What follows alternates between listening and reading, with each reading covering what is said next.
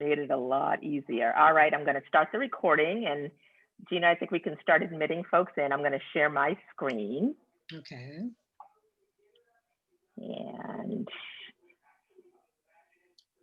And that's probably not the screen that we want to see. What happened? I Did thought I share the right? Was I sharing the right one? Yes, the one with the blue one. Yes. Yes. Okay. A different one popped up in front it. of me, so it's like that's not what it is. Okay. So welcome everyone. We will begin right at 5, but as you can see here, all the mics are muted, but we ask that you place your questions in the chat and comments, and our presenters will answer them as they go through. If you want to ask a question, you can raise your virtual hand, and then the host or moderator will unmute you. My name is Heather Hurley, and I am Supervisor of Personalized Learning in Arlington for Arlington Public Schools, but I'm also the Outreach Chair for the VSTE Board, and I will let Gina introduce herself. Hi, I'm Gina Powell, and I am on the VSTE committee, and I'm a media specialist with Richmond Public Schools. Excellent. So we will begin right at 5, where I will introduce our presenters, and we'll get going.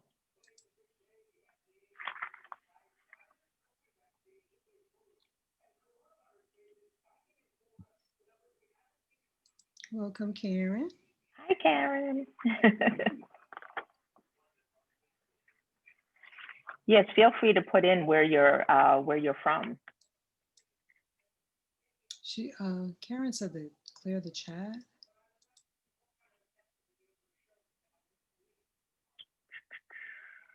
One message. Let's see. Oh, I think it was her message.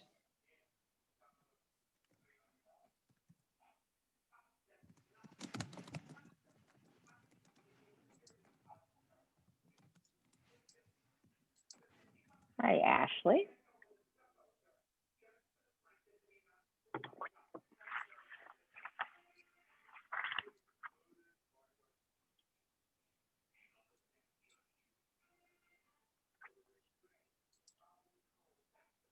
Welcome everyone that just popped in. You can kind of see some of our protocols here on the screen, and we will begin in just a minute. If you want, you can put where you're from in the chat.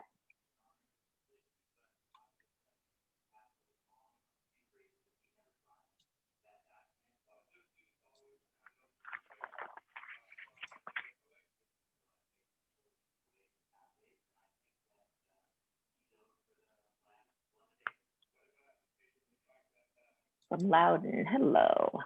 I teach, high school food classes, perfect. Fairfax, Wise County.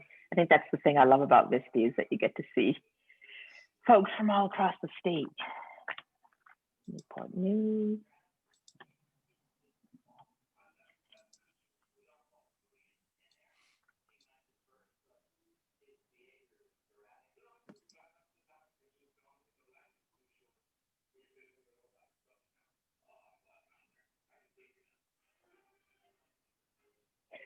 So true, John.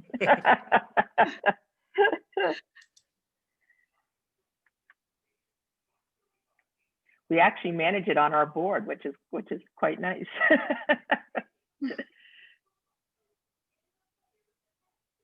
All right, I'm going to stop sharing my screen, and I'm going to welcome everyone, and hopefully you are here for the future of food, sharing creative solutions to a global crisis. And our presenters are Chris Stanek and John Mitchum. So I'm going to turn it over to them. Awesome. Thank you guys for joining us today. I agree. We're excited to be here. Talk a little bit about a great project that we undertook here in Albemarle County. So looking at the food listers, as they said before, I'm a learning technology integrator which is a fancy name for technology coach. So I work for the Department of Technology here in Albemarle County, and I'm assigned to Monticello High School, which is where I have the pleasure of working with Mr. Stanek. Hi, I'm Chris Stanek. I teach AP Environmental Science, Food Science, and this year I'm teaching a section of chemistry at Monticello High School. So I'm lucky to work with John. So I wanted to talk about kind of how we got to this point with this project, The Future of Food. I've worked with John, another learning technology integrator, Willie Kellstrom, and my instructional coach, Adrian Oliver, who are also part of our team for, well, I guess like 3-4 years now. I mean, I know I meet with Adrian every week. John and I probably meet close to that. But we've worked on a lot of projects and collaborated over the last few years, and we kept coming back to a common theme of food. All these projects seem to be directly related to food or indirectly related to food. Some of the big things we did over the past few years is we've had honeybees at Monticello. We have a large aquaponics system. We just put in a small greenhouse. And working with my instructional coaches and learning technology integrators, we developed the curriculum for this new food science course that I'm in my 3rd year of teaching now, first year of teaching virtually.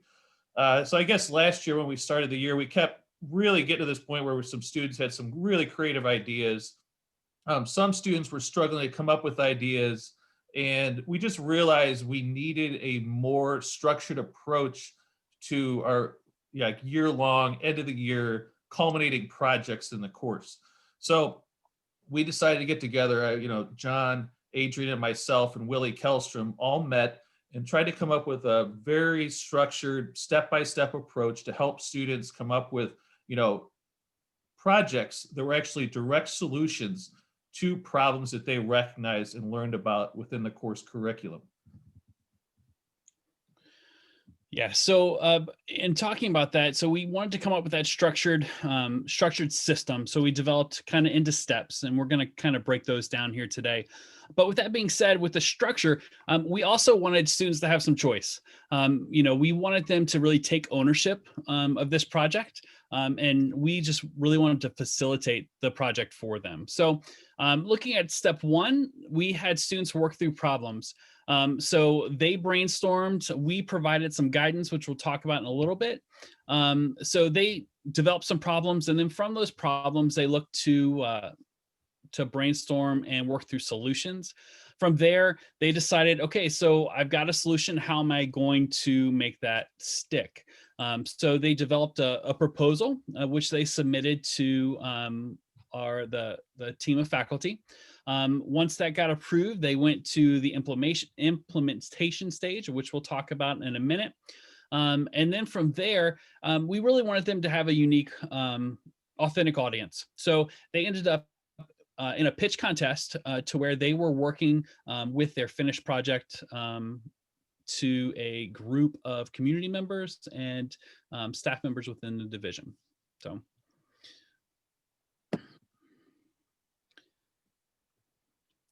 So here we'll kind of look at the image you see there, and we'll talk about the end as well. So we've got resources for you guys.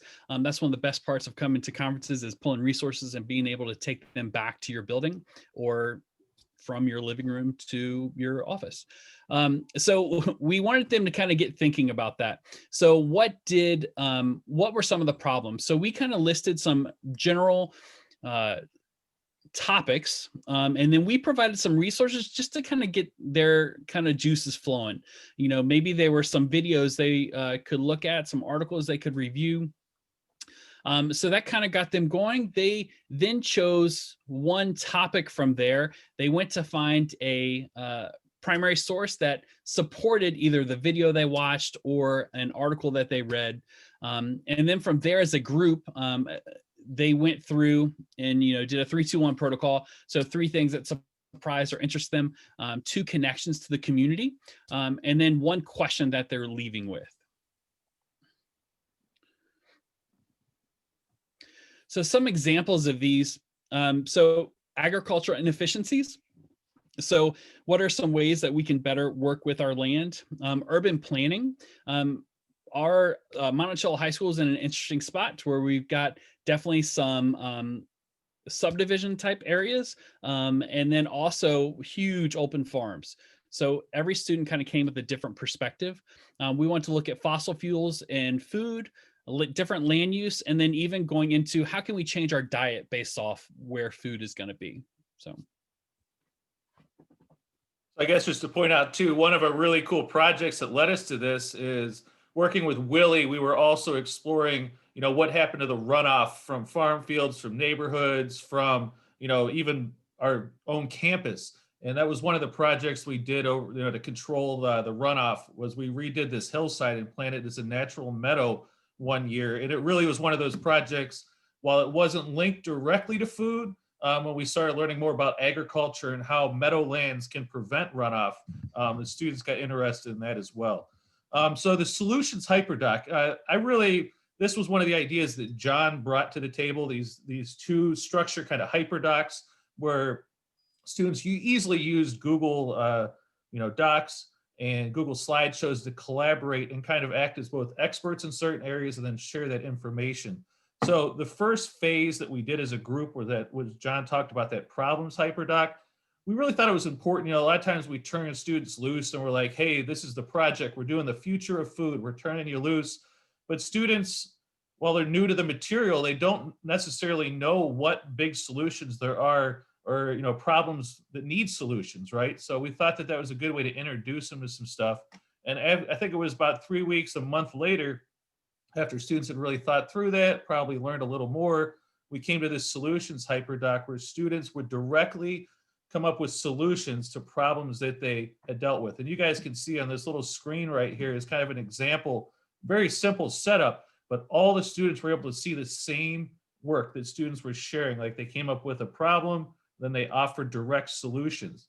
So not only did students kind of share the information that they learned about the problems, they came through and shared all the solutions they came up with, because we were really hoping that students had explored so many different ideas or projects or things that they wanted to pursue before they even got to the proposal phase. So I've had so many students in the past, and a lot of the reason we wanted to structure this, we get so far down, the project idea, and they realize maybe they're not interested in it or they don't feel like they can make that a reality. But we thought so much front loading of dealing with the problems and then really coming up with solutions would help students come up with something they wanted to continue through and really finish with something they're proud of at the end of the year. So that's a lot of, I think, the reasoning behind this. But you can see even just a simple way of doing this, of allowing the students to collaborate and share all the ideas they came up with, allowed for a lot of different variations or even similar themes with the solutions they developed. It was kind of randomly placed. So when we did the problems, like I broke up the normal tables of groups of students that worked together, split them up when they explored the problems. And then they also got to kind of choose who they worked with once they got to the solution phase of this. And I think the great part about that is, students had different things they had picked up when they were split up. And naturally, they might come back to their interests, but many students also come back to students they're familiar working with, but they've all got a little bit of a different perspective when they come back to that table.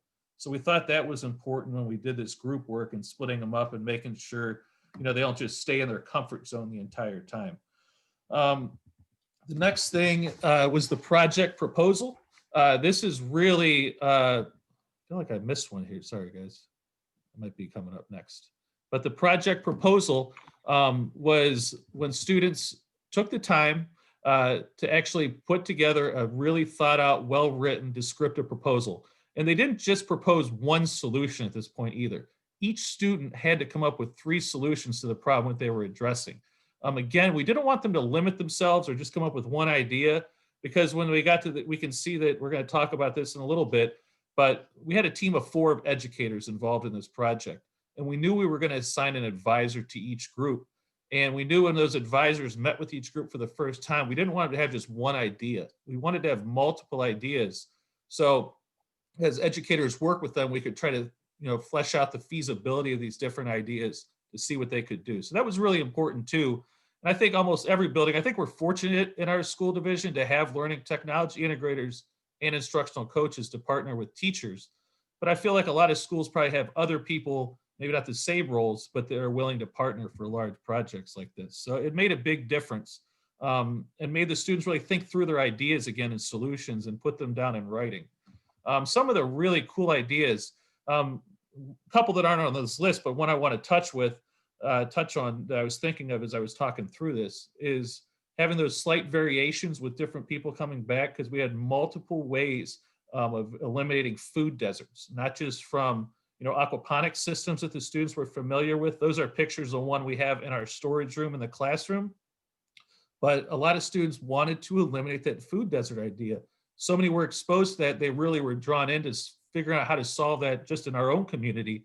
But there was ways they thought about it with small door gardens, like a hanging garden for people's doors in apartments with small grow lights, aquaponics systems buildings, tax incentives for community gardens and apartment complexes. Those were some really cool ones to kind of eliminate food deserts or give everybody the opportunity to grow some of their own fresh produce, and hopefully year round as well. So you guys can see the pictures in there. That was actually a grant that I got working with instructional coaches and LTIs for this aquaponics system we installed in our storage room in the classroom. We tore out all the old cabinets and put that in there. But that's really been another great collaboration project. They talked about land use. Students developed even this mealworm mission, which I have the video pitch included in there that we'll watch if we have time. But they were going to build an Arduino environmental controlled mealworm tank to break down styrofoam, which was really awesome. So that was one of the ideas they came up with. Mr. Mitchum, John worked with one group on coming up with ways to limit agriculture inefficiencies or food waste, to help develop an app for students. We're kind of creating to actually help people buy food and then use that food throughout the week in different meals. So you're not buying like one bag of, say, some type of green, using it for one little meal, but how can you actually plan out meals that make sure you use all the ingredients you buy at the grocery store throughout the week? Some students noticed that they thought it was really important to eat lower in the trophic level after going through the problems. Their solution was to build a small cricket farm, or to figure out how to actually have a cricket farm in the school. And they started this actually 3D printing parts for it, using an Arduino with temperature sensors to try to control the temperature of the tank. Unfortunately, a lot of these things were cut short last year because we went fully virtual and class time was limited, but students made a lot of progress. One of the projects also, we were talking about how to automate these things so it's really easy for people just to set it and forget it, but we also didn't want to use a lot of fossil fuels to grow these foods year round. So one of the students, using an RV solar panel, came up with a battery generator with a solar panel that we could power things in both our greenhouse or aquaponics systems to avoid using fossil fuels. So that was a really interesting project. And also, one group really thought education was important, and they developed a compost curriculum for elementary school students, and actually spent multiple days with the students working through the curriculum and starting the build for the compost bin with the build guide for it. So those were some really cool project ideas, and the goal is to help continue building on these same concepts year to year, and hopefully that students continue the work. Yeah, so as Chris mentioned, we wanted to make sure that our students were supported. And so with their ideas, we wanted to make sure that we served as advisors for them. We strongly felt that students need to do the heavy lifting, but we wanted to be there as it's kind of a net, just in case they need that either to catch them or think through some of the things that might not be working well, or just be that sounding board for them to bounce ideas off of. So based off our strengths as staff members, we kind of divided and conquered our groups. So it might have been, we had one person, Mr. Kellstrom was there. He helped with some of our automation with Arduinos and microcontrollers. I worked with some of the groups, whether it was maybe the app creation group or the curriculum based group. And then we also had our instructional coach that felt strongly about advocacy. So she worked with some of the groups that were either looking at tax breaks, working with their local elected officials to test the idea of tax breaks for certain people or certain areas as it relates to food. And then also being able to advocate to local businesses. One of our groups wanted to work with the whole plastic bag, being able to eliminate plastic bags, and also looking at food storage. So obviously styrofoam and the like, and coming up with a new design to package food as they go through.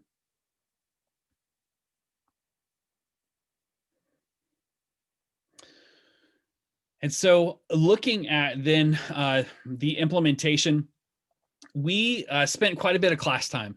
And it was, if you were to walk into this classroom, you would be wondering what in the world's going on. It was a very loud, energetic classroom, but students were pumped about what they were doing. You can see the solar panel there that's on the power plant. And so we wanted to make sure we were using our time appropriately, because we wanted to make sure groups were equitable. Not every student had the opportunity to meet outside of school.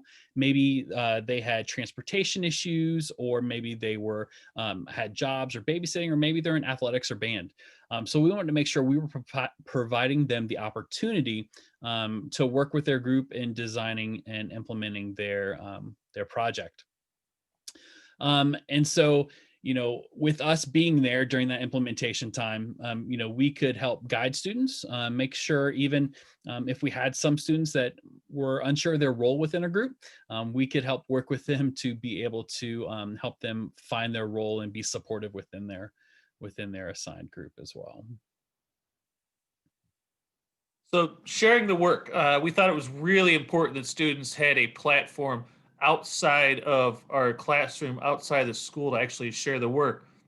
But we wanted to make sure when they took that leap outside of the school that they felt prepared and they were confident what they were doing. So our first step was to have an in-house pitch contest. We have a school showcase night every year, and we thought that was a great opportunity for students to stand up, and not in front of their peers, but also the families of their peers, and share the great work that they're doing and their awesome ideas.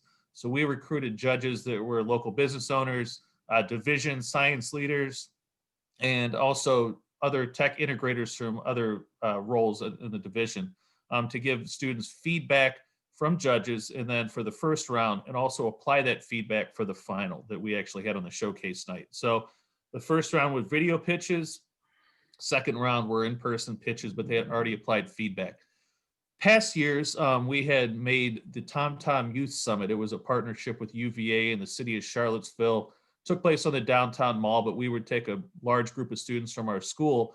But we made the pitch contest and the pitch contest at the TomTom Youth Summit like a driving goal for our students. So they had to qualify to be our school's rep to get on stage, but they actually did have prizes and actually supports from local, networked individuals in the community to help people build and get their ideas off the ground, basically. So we had students do that. And if students didn't win the pitch contest, but still wanted to share their idea at the TomTom Fest, they had like an exhibition booth to do that, which was really cool. So it was a bunch of booths of student projects, handing out materials. A lot of students made food to share at these things, and curriculum to share that they built.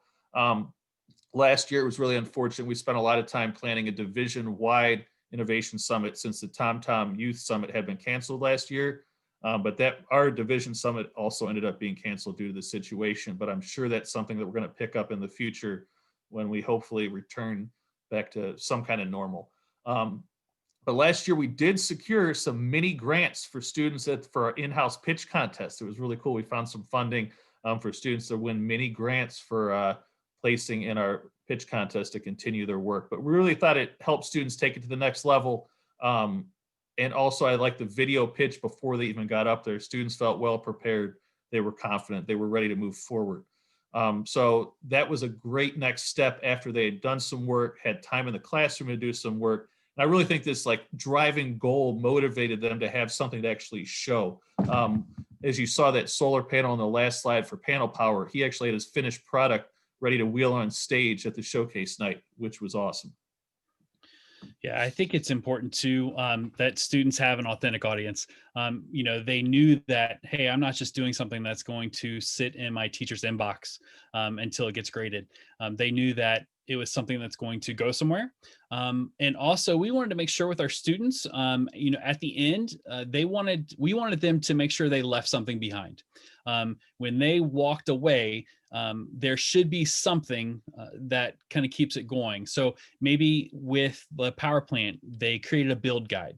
So that build guide is something that they can share with another school division, a company that kind of documents their work and allows someone to take some of the similar steps behind.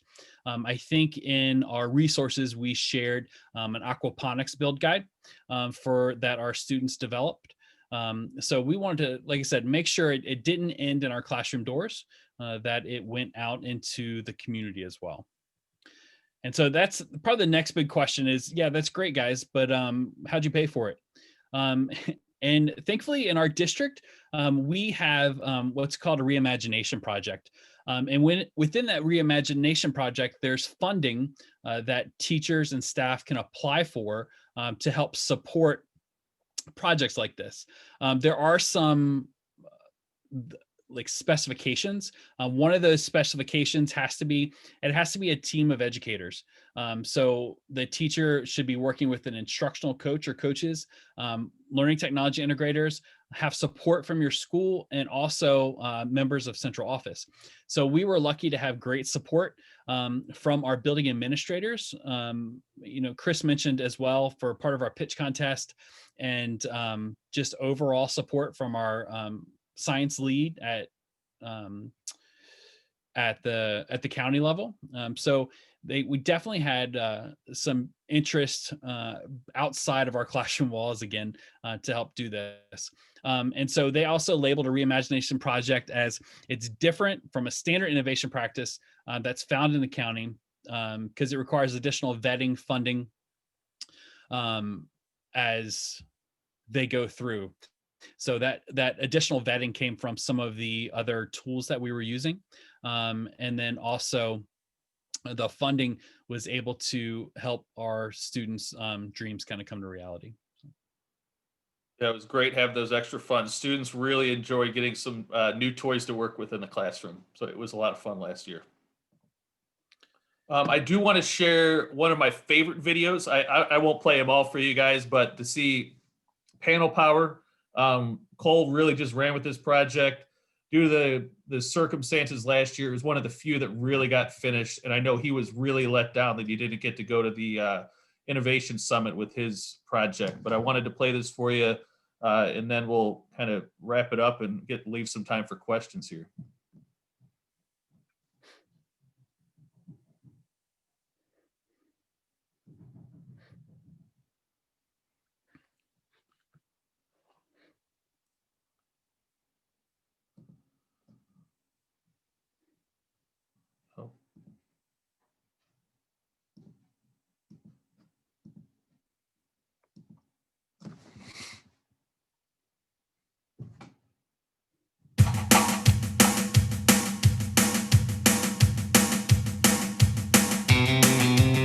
Some of the most common objects that we use on a daily basis require electricity and use batteries. Things such as laptops, smartwatches, earbuds, and cell phones all require electricity. While those objects may be cordless and don't need to be plugged directly into an outlet while we're using them, eventually the battery will deplete to 0%. When this happens, we have to plug it into an electrical wall socket to recharge the battery. While that works great while we're inside, as wall sockets are on almost every wall in every building. But there's only one problem with this. What happens when we go outside? There's no sockets in a tree anywhere. That's where panel power comes in. Panel power is a portable, reliable solar generator that will give you electricity anywhere outside. As you can see by our blueprint, panel power is a simple, self-contained unit. There is no complicated wiring to it. The only thing the user must do is plug their device into the power inverter just as they would if they were inside. This unit is designed to be...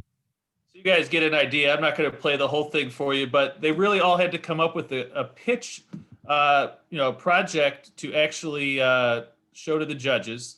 And they all came up with a video. It was a requirement for all students to come up with a video to kind of pitch, summarize what their plan is. But if you guys are interested later on, there's the compost. These students actually spent several days at an elementary school working with the students there to learn about composting, how they can actually do it at home, and how they can build their own compost devices. And the other one here, the Monticello Mealworm Mission. This student really ran with this, but he wanted to actually create a controlled tank where he could measure the breakdown and how quickly he could break down styrofoam using mealworms. Hi, Chris. Someone wanted to know, where could they see the rest of the videos? Oh, those videos, I can get more of them. I just put 3 up there to share. But if they're interested, please email me and I can send more. But if you go back to this slide, I have 3 linked right there, and I'm happy to share more. But those were the ones that students were fine. I was able to contact them and they were fine with me sharing their work. So I also put the bit.ly in the chat, which is the link to the presentation, and it has all the links there too on the presentation. I could probably get some more if you're interested too, but those are the 3 I have, like students are say, go ahead and share it at the conference. So, but I could get more for you. I'm happy to share more. I'm sure students will be willing to do so. But I guess to leave a few minutes at the end, these are some of our favorite projects that we've done, which we shared a lot of the work in there, but Arduino weather stations, microcontroller water analysis. We've had honeybees for 4 years now at Monticello, the aquaponics system for almost 5. We planted a pollinator meadow. I've done a lot of grants together. I'll let John talk about a couple of his too. Sure. No, we worked together to develop some virtual reality expeditions to work with the kids. And one thing we're excited about too, doesn't really have anything to do with food, but our collaboration and working to get the esports launch within both Monticello High School and then Albemarle County. We just find it really important. I guess the reason we want to share that is none of this stuff would have happened if it was just me as a teacher by myself in a classroom, not working with my peers that are there to support me in my work. But I think the bit.ly's in there. I can copy and paste it into the chat, but these are a whole bunch of resources we used. And also I wanted to let you guys know, there's Arduino water testing stations, the code, the build guide, the materials you need are in there. And right below that are the weather stations as well. So the code, the materials, the build guides, everything you guys need to replicate those, but those were really cool projects as well. Plus a small aquaponics student created build guide. So we are right about a minute short. So I wanted to thank you guys for coming. I know 5 o'clock in the evening after a full day, I'm sure is not the best time, but feel free to reach out. You have our emails here on the screen. You can also reach out to us on Twitter at JT Mitchum and then under Stanek. And then also, if you would like to see what Albemarle County Learning Technology is doing, it's ACPS Learn Tech. All of those are on the document within the Discord chat. And we're really happy to answer questions, guys. I know a lot of times you get stuff at conferences and it doesn't make any sense if you're not the ones that created it. So we're happy to lend some context if you're looking through it. So feel free to email us. I know I thought we'd have more time for questions, but have an awesome evening. Thank you both, John, Chris. It was a great presentation. I will ask one question. Have you felt that it's just as robust with you going virtual as it has been when you were in person? I will find out. I'm actually only teaching my food science class right now this semester. They split up our year. So next semester I have my environmental science classes. So you'll have to check back with me, but I'm really hoping we're just probably gonna have to be a little pickier in what the students work on, because I'm hoping we can find things they can really independently work on at home and go for it at home, and support them that way. But we'll find out, I guess. I've only had my food science so far. So Well, it's super engaging, so I can't imagine that it won't be. So thank you both very much. I did put the Discord invite if you're not already in the Discord environment, where if you wish to continue some of the conversation, just look for the room Crystal A, and you can chat with fellow participants in there about this topic. So I hope everyone has a great evening, and we'll see you at the next session. Sounds good. Thanks for joining us. Thank you, guys. you. Bye.